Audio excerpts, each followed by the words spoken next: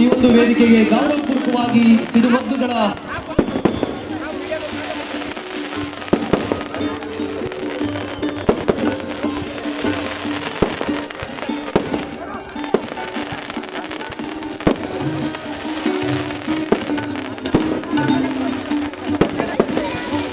ಮೊಹಮ್ಮದ್ ಮಹಸೀನ್ಕರ್ ಸರ್ಕಾರದ ಮಾನ್ಯ ಕಾರ್ಯದರ್ಶಿಗಳು ಶ್ರೀಯುತರು ಕೂಡ ವೇದಿಕೆಯ ಮೇಲ್ಭಾಗವನ್ನು ಅಲಂಕರಿಸಿಕೊಳ್ಳುವ ಮೂಲಕ ವಿನಂತಿಸಿಕೊಳ್ತಾ ಅವರನ್ನು ಕೂಡ ಅತ್ಯಂತ ಗೌರವಪೂರ್ವಕವಾಗಿ ಬರಮಾಡಿಕೊಳ್ತಾ ಇದ್ದೇವೆ.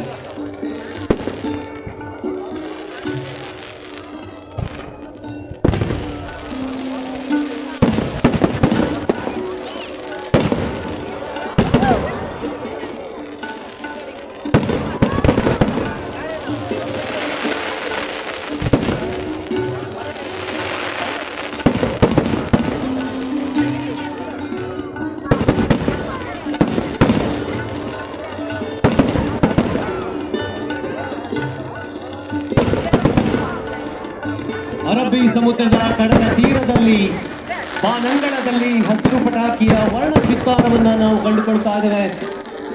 ಕರಾವಳಿ ಉತ್ಸವ ಸಪ್ತಾಹ 2020-25 ಇದರ ಸಮಾರೋಪ ಸಮಾರಂಭದ ಅದ್ಧೂರಿ ವೇದಿಕೆಯ ಬಲಭಾಗದಲ್ಲಿ ವರ್ಣಾಲಂಕೃತವಾಗಿರ್ತಕ್ಕಂಥ ಹಸಿರು ಪಟಾಕಿಯ ಅಬ್ಬರವನ್ನು ಕಣ್ತುಂಬಿಕೊಳ್ತಾ ಇದೆ.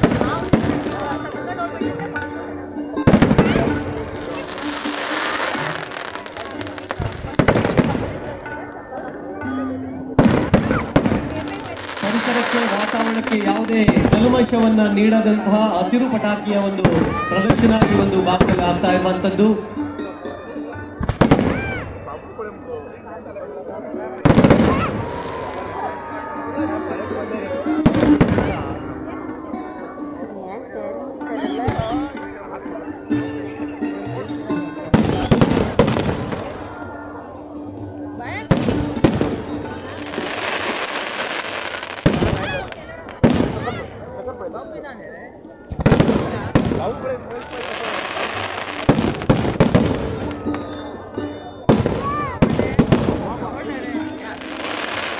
ಅದ್ಭುತವಾದಂತಹ ವೇದಿಕೆ, ವಿಶಿಷ್ಟವಾದಂತಹ ಕಾರ್ಯಕ್ರಮ ಈಗಾಗಲೇ ತಾವು ಮಾಡಿಕೊಡ್ತಾ ಇರುವಂತದ್ದು.